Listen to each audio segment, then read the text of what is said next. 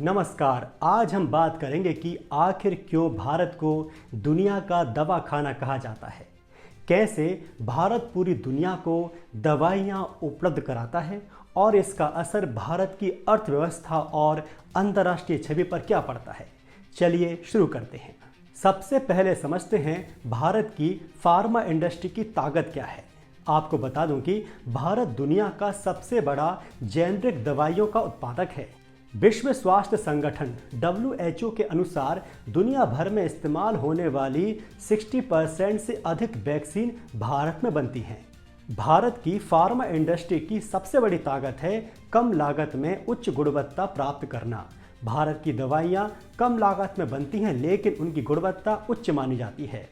भारतीय कंपनियां जैसे सिप्ला, डॉक्टर रेड्डीज, सन फार्मा, ल्यूपिन आदि वैश्विक बाजार में अहम भूमिका निभा रही हैं। भारत की दवा उद्योग का आकार लगभग $50 बिलियन से अधिक है और हर साल तेजी से बढ़ रहा है। वित्तीय वर्ष 2023-24 की बात करें तो भारत ने $27.85 अरब का ड्रग और फार्मा उत्पाद निर्यात किया था।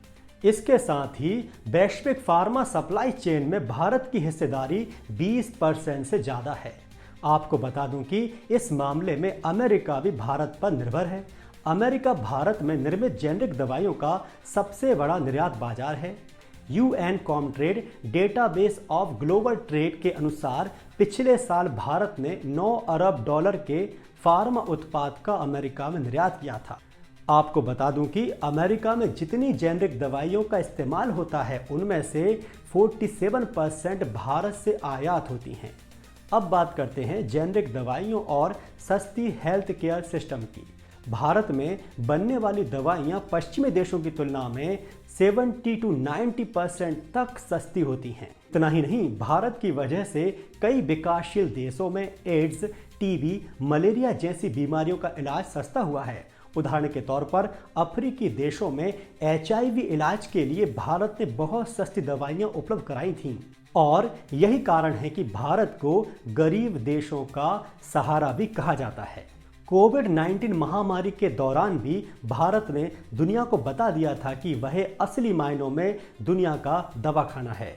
भारत ने कोविशील्ड और कोवैक्सीन जैसी वैक्सीन बनाई। साथ ही वैक्सीन मैत्री अभियान के तहत भारत ने 100 से अधिक देशों को वैक्सीन सप्लाई की।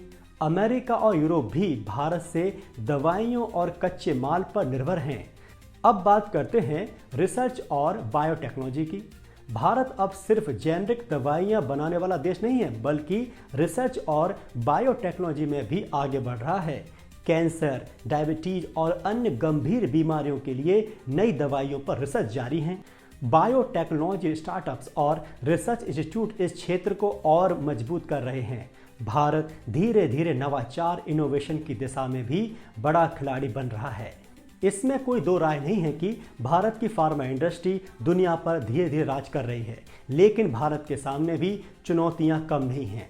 पहली चुनौती है गुणवत्ता नियंत्रण की समस्या, क्वालिटी कंट्रोल की प्रॉब्लम। भारत में बड़े स्तर पर फार्मा इंडस्ट्री ग्रो कर रही है, ऐसे में सरकार के सामने क्वालिटी कंट्रोल का बड़ा चैलेंज रहता है। साथ ही कुछ दवाइयों के साइड इफेक्ट्स को लेकर अंतर्राष्ट्रीय आलोचना भी भारत को झेलनी पड़ती है।